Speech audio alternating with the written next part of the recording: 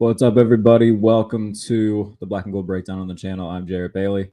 Of USA Today, behind the steel curtain, a little bit of an emergency stream situation the day before the NFL draft kicks off. But yeah, big news out of Pittsburgh, with bigger news seemingly on the horizon. The Steelers restructured the deal of Alex Highsmith to free up $7 million in cap space. That takes them from roughly $11.1 million to $18.1 million available.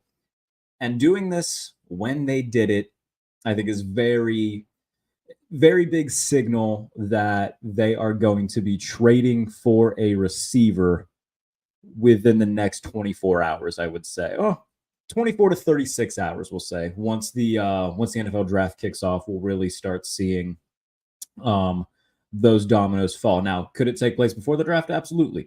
But the fact that they do it the day before the NFL draft, that's very, very much signaling, hey, we're looking to make a move. Now, the biggest moves that we've seen so far are that they've been connected to, the biggest names they've been connected to, Brandon Aiyuk of the San Francisco 49ers, and now ESPN's Jeremy Fowler reporting, hey, watch out for the Steelers to be a name to try and get Denver Broncos receiver Courtland Sutton, who wants a new contract from Denver, and they seem to be at odds there, and obviously already a built-in connection with Russell Wilson over the past 2 years. So there is, some connection there for the Steelers to try and go and get Courtland Sutton. A lot of people worried about, okay, would that really be a fit with this Arthur Smith offense? That would have to, be determined. But it's very evident, hey, Pittsburgh Steelers are open for business and looking to get a big name receiver in the next 36 hours. Between now and the end of night one of the NFL draft, I would bet a large amount of money that either Brandon Aiyuk or Courtland Sutton will be a member of the Steelers. Again, those are the two biggest names available. And if you look at their cap hits next year, so the Steelers, like I said, they had $11 million roughly in cap space, $11.1 million before the restructure. They now have $18.1 million after the restructure. Brandon Aiyuk's cap hit this year, about $14.1 million. Courtland Sutton's cap hit this year, about $17.4 million. So they are now open for business should they want to make one of those moves. And obviously there's other parts that would go into this of okay, how much money would the 49ers or Broncos take, still keep on their books and pay for their respective receivers, and how much of that would the Steelers take on. And in the case of both of these guys now, really, you're going to have to pay them. Now, Sutton still has, I think, a few years left on his deal, but he doesn't have a lot of guaranteed money left on the deal. So, there's a reason that he wants a new contract, and that's to get more guaranteed money. So that's something that Pittsburgh would have to address. Now, would they be paying him as much as they would be Brandon Aiyuk? More than likely not. But that's the thing that you have to talk about with Brandon Aiyuk, is that, okay, he's going to cost you less money this year, but you're also going to have to pay him a lot of money. And with Devontae Smith and Amon-Ra St. Brown both getting paid over the last week and a half, Amon-Ra St. Brown getting a new deal today, and I think he's now the highest paid wide receiver in NFL history. That price is going to go up for Aiyuk. So you're going to be paying him between $25 and $30 million a year. And that, again, I've been very outspoken as, okay, you pay him that then. I got no problem paying premium players premium money. And the Steelers' biggest issue has been they haven't been willing to invest on the offensive side of the ball. I think they still have the cheapest offense in the NFL, and their offense has stunk the past couple of years. Why? Well, you haven't really done much to address it. So they've shown this offseason they're more than willing to make these kinds of moves now. Like, this is no longer a Kevin Colbert ran team. This is now year 2 of Omar Khan. They're going to sign a Russell Wilson. They're going to trade for a Justin Fields. And they're willing to move on from players too. They're willing to cut the fat off the steak. Deontay Johnson reportedly, was a little bit of a pain in the butt behind the scenes. So they moved on from Deontay Johnson. And obviously that created this hole that they have at receiver now. And now they're willing they're showing that they're very much open for business and addressing that need at receiver. And it looks like it's going to be either Brandon Aiyuk or Courtland Sutton. Now, when it comes to what a trade would look like for either of those guys, for Aiyuk, everybody seems to come back to the AJ Brown deal from a few years ago. First and a third for AJ Brown is what the Eagles gave up. I don't think it's going to be quite that. I can see a pick swap where the Steelers would move back to 31 in this year's draft. The 49ers would hop up to 20. The Steelers would give either pick 84 or 98 with that, and then maybe a second or third next year. Could that also is there a situation where it could be a pick swap and next year's one? Yeah, that's definitely possible.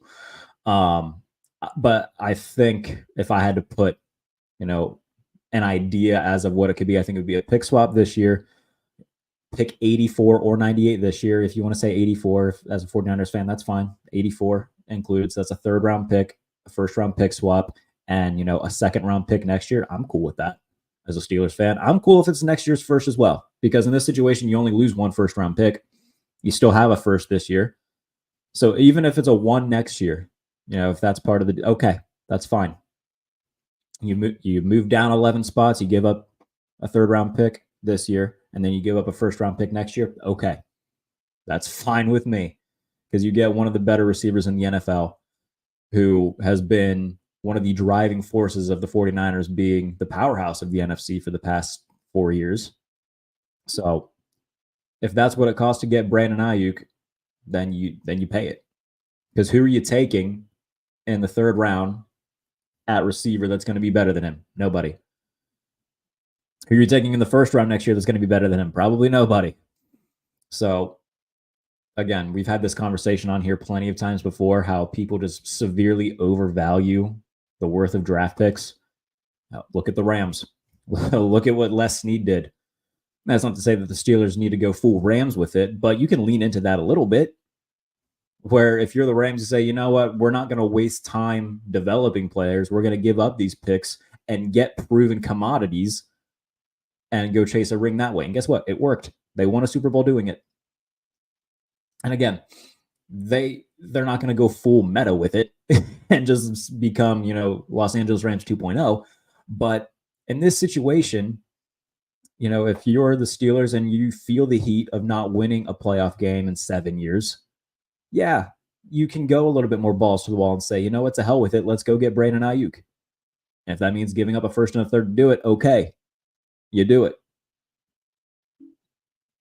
And of course, that depends on if the 49ers are willing to accept that. But their backs are against the wall now because of the new contracts for both Devontae Smith and Amon-Ra St. Brown. Then if you're the 49ers, you're looking at that, you're like, damn it. Really hoping that wouldn't have happened. So now we got to pay him more if we want to keep him.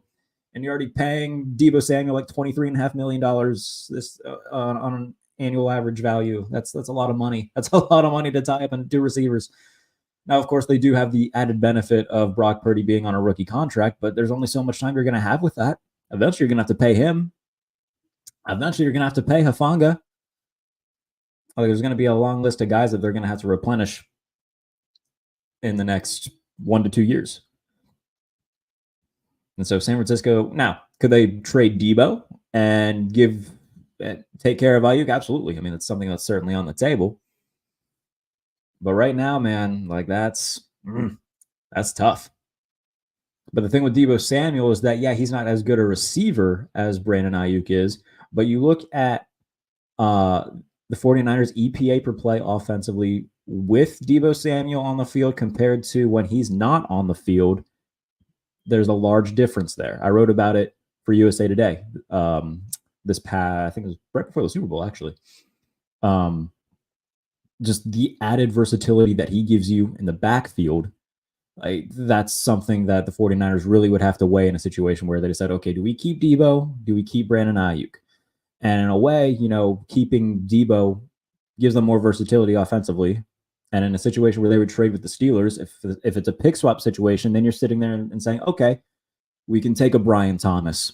We can take an A.D. Mitchell, somebody who we think can eventually be, a really good number one receiver for us.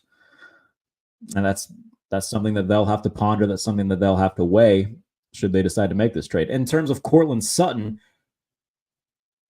it's interesting to think about what the Steelers would really have to give up, because we've talked about it on this channel. I wrote about it extensively. I talked about it on other podcasts and everything like that. The receiver market in terms of trades this season it's been Jerry Jeudy went for a pair of day 3 picks. Deontay Johnson went for a 6th round pick and a player. And personally, I think Deontay Johnson's better than Courtland Sutton. So how much, if you're the Broncos, what are you really getting back? You're getting back pick number 195 from the Steelers, which is a 6th round pick. And if you're the Steelers, you absolutely do that. Hell, like, if you can get away with only trading a 6th round pick for Courtland Sutton, do it. Who are you picking in the 6th round that's going to give you as much value as Courtland Sutton? Well, you're not taking anybody that's going to do that. And of course, there's going to be this, internal fan debate with the Steelers. Like, okay, if you can trade a 6th round pick for Courtland Sutton, do that and don't have to give up a 1st round pick and a 3rd round pick for Brandon Aiyuk. I get that. But Brandon Aiyuk is also a better player than Courtland Sutton, and I think gives you more than Sutton will. I like Courtland Sutton a lot. He's a good player, but he's also older than Aiyuk, and Ayuk's better. Those are the things you got to weigh. Now, the fit with the Steelers offense is another conversation to be had. So obviously there's, some familiarity with Russell Wilson and whatnot, but how's that going to work in an Arthur Smith scheme? That would be to be determined. But it absolutely looks like one of these guys is going to be a Steeler. And, if you only give up a 6th round pick for Courtland Sutton, that really, really takes away a big need. And it opens up what you can do with the draft. You can really focus heavily on offensive line and the defensive backfield. Because right now, cornerback-wise, they are thin. They got Joey Porter Jr., they traded for Dante Jackson to be opposite of him. Outside of that, man, Darius Rush, who was a rookie last year, played some and did he have the interception against Tennessee? I think either he had the game-sealing interception or he had one go through his hands. Might have been Quan Alexander. I'd have to go back and look. Either way, he played fine in the limited snaps that we saw him, but he will be your starting nickel right now. Corey Trice, who missed all of last season, so he's still basically a rookie. They have a very, very young defensive backfield. Now, there's still some quality guys on the free agent market, and I would expect them to add one of them after the draft, like a K'Wan Williams, also from Denver, to be their starting nickel. But there are options for them at cornerback in the free agent market. But if, let's say, they do acquire Courtland Sutton for a 6th round pick, that opens up their ability to add to the defensive backfield and not have to worry so much about receiver. Scott Atkins leaves a comment. Brian Thomas Jr. first and Zach Frazier second. Mike Sanderson third, Blake Fisher third, and figure out the rest. Yeah, I mean, look, man, that's not a bad idea. However, the fact that they cleared up this cap space right before the draft, that tells me they're trading for one of them. They wouldn't feel the rush to do that unless they were planning on making a move. That's the way I'm looking at it right now.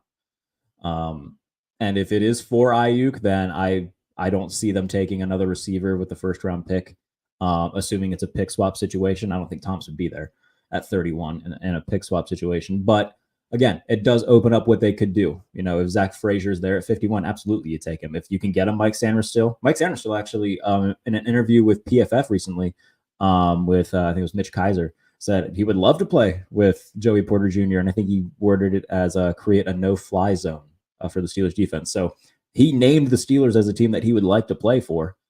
He's also a Massachusetts native, so he named the Patriots as another team. So Mike Sanders still has shown interest in being a Steeler, should he be there. And that's another guy that Steelers fans have really connected the dots with in terms of, like, he would be a really good addition. He's a really good nickel corner. If he's there in the 2nd or 3rd round, I wouldn't be surprised if they take him.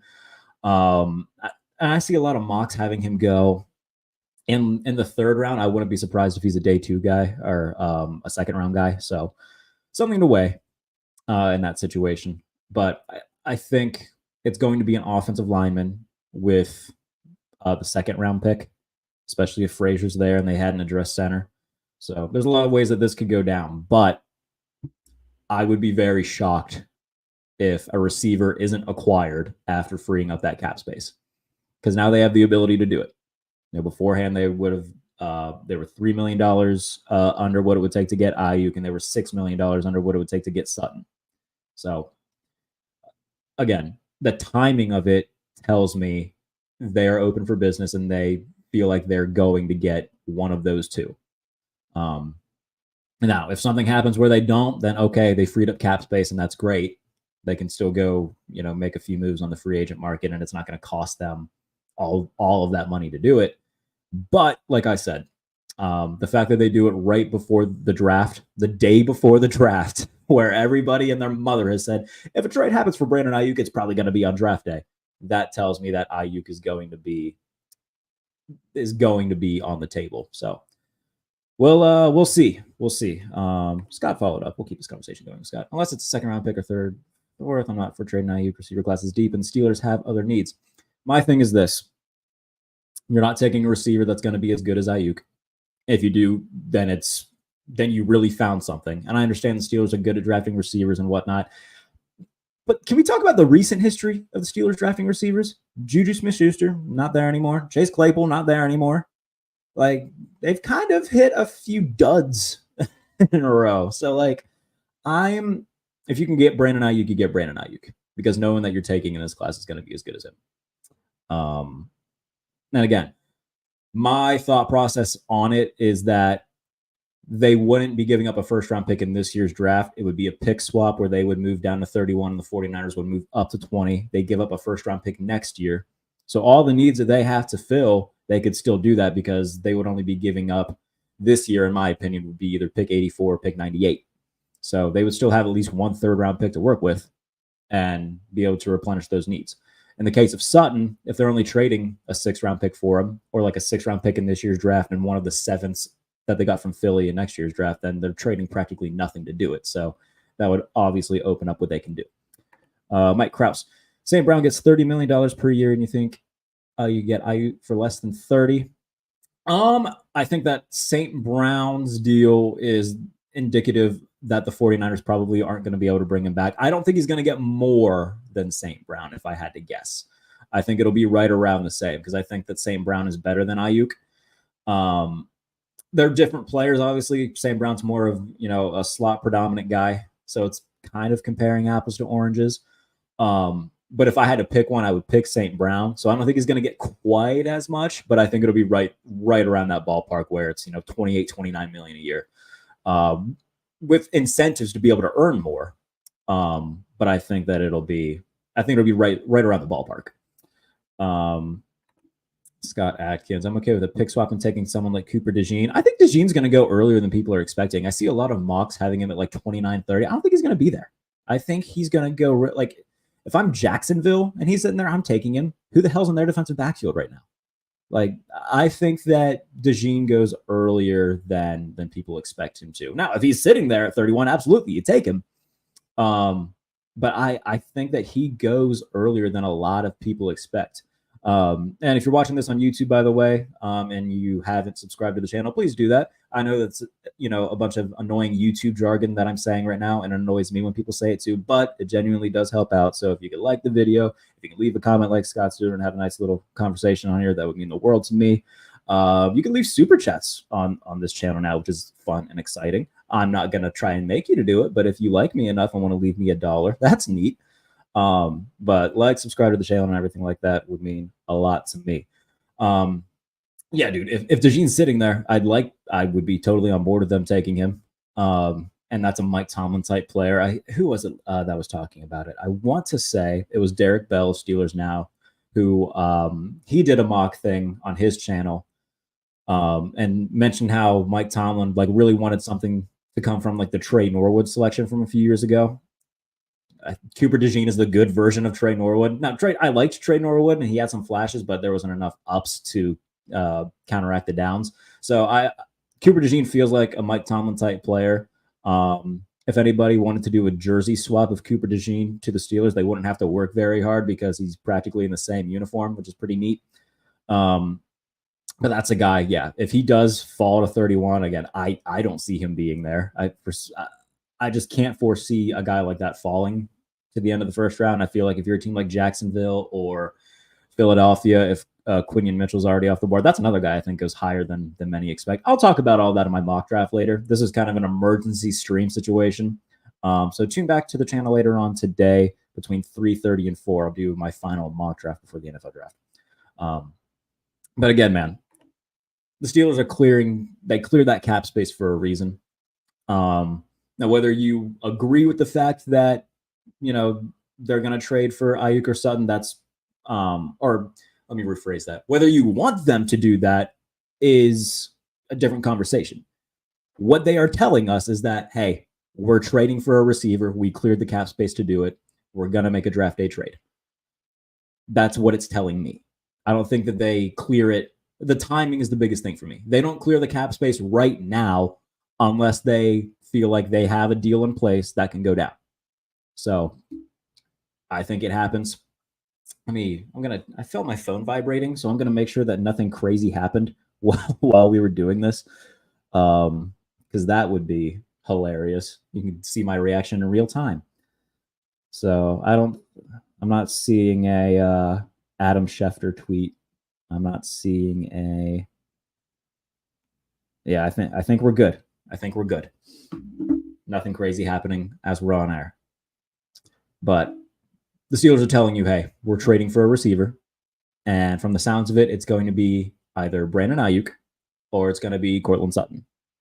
And this whole Aiyuk thing has been for the better part of a month that we've been talking about it because the Steelers were reported to be interested. And then Steelers Twitter's favorite son, Zach Smith, had tweeted out like a side-by-side of Tomlin and Aiyuk and how much they look alike. And then Aiyuk himself tweeted at Mike Tomlin saying, hey, I heard we look alike. That's his first tweet in a year. The fact that he wants paid, the fact that the 49ers might not be able to do it, like all of this is, if you follow the breadcrumbs, it's leading to Aiyuk being a Steeler. And the Steelers have the money next year. Steelers right now estimated to have like $85 million in cap space next year. They're going to have a ton of money to work with. You can pay Brandon Aiyuk, and you should pay Brandon Aiyuk. What their quarterback situation will look like next year, that's a whole different conversation because, we're not going to know what their plans are until we see Russell Wilson and or Justin Fields play. But right now, their actions are saying, hey, we're getting a receiver. We feel like we're as close to a guarantee to get one of these guys as we can be, or else we wouldn't have freed up the cap space right now to do it. Scott says, I think this draft is better than next year, so trade away a 2025 pick for a receiver. Steelers can always try to recoup a pick with a player. In terms of receivers, we talked about, this is a pretty solid receiver class. I'm very much a casual college guy. I don't start diving into these guys until like January when I go down to the Senior Bowl and then when I go to the Combine. So I don't know what next year's class looks like. But if you're the 49ers, you need something in this year's draft at least. So that's why I'm saying like, hey, we'll give you a third this year. We'll give you our first next year, and we'll also do the pick swap. I don't think that you're getting away with, okay, we'll give you multiple picks next year. I don't think that they're not going to be open for business for that, if I had to guess. So I think that you're giving at least one pick this year, 1.5 if you want to say it because of the pick swap, and then probably a first next year. If you can do it for a second next year along with the pick this year, then cool. Yeah, that's a big win, but I don't think they're going to do it if I had to guess. So again, I'm not too familiar with the 2025 class of receivers. College football isn't necessarily my beat, my type of thing. I defer to my much more in tune college football friends to get the information on that. But again, I think that what the ultimate trade will be, if they do get Aiyuk, it'll be a pick swap this year, third round pick this year, and then a first round pick next year. That's my final guess. And again, I'll talk about that more in my final mock later on, which I'll do on the channel here. I very much openly hate mock drafts, but at the same time, content and people seem to really enjoy it. So, here you go. The Lions just signed Penny Sewell to a 4-year, $112 million extension. Good for Penny Sewell. Lions got money and they are spending it. Yeah, I think I've said my piece. I think I've kind of gotten my point across.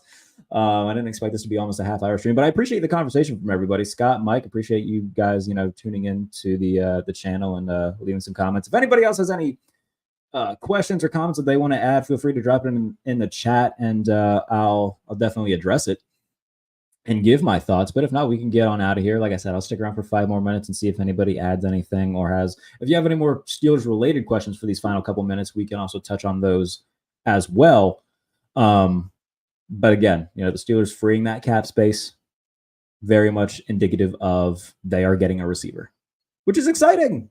It's very exciting. And I'm totally cool if it is Courtland Sutton and not Brandon Aiyuk. Aiyuk is my preference because he's better, and I think that he gives you just tremendous upside.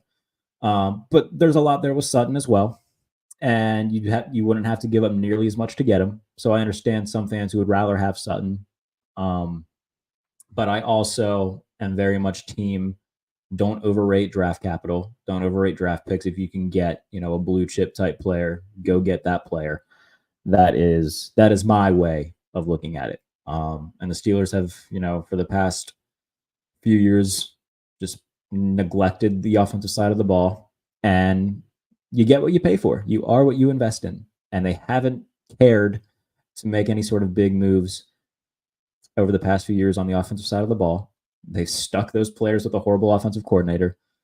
This is a very big transition year, going from Matt Canada to Arthur Smith, going from Kenny Pickett and Mitch Trubisky to Russell Wilson and Justin Fields. And now if you can add Brandon Aiyuk or Courtland Sutton to that mix, that's a big move.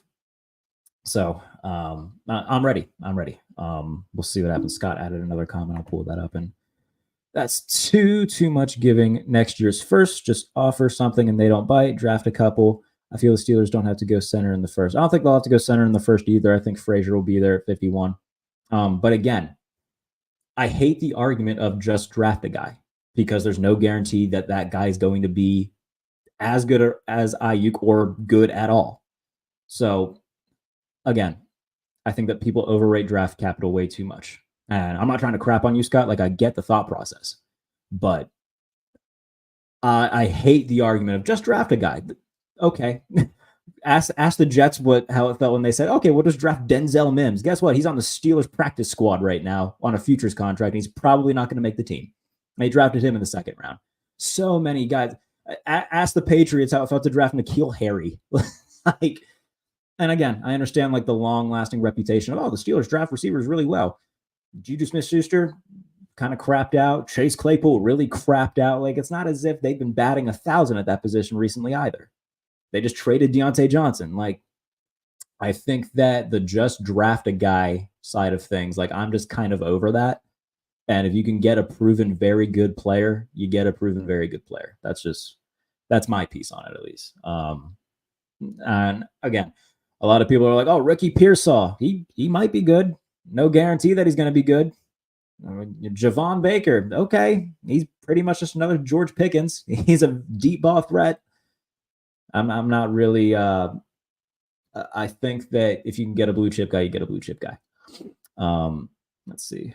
Scott adds, we actually have a quarterback run game. It's going to be different, especially if they get a tackle in the first. We talked about Zach Frazier or Jackson Powers. I think Graham Barton's very much on the table. And he would be their center should they take him. So if they take Barton, I'm totally cool with that. Ben Roethlisberger was talking about this on a radio appearance. You can have guys that help the tackles. You can have a tight end in there and chip. That's what they did with Denzel Washington or Darnell Washington last year. Denzel Washington. That's what they did with Darnell Washington last year, is basically just have him as an extension of the offensive line to help Dan Moore.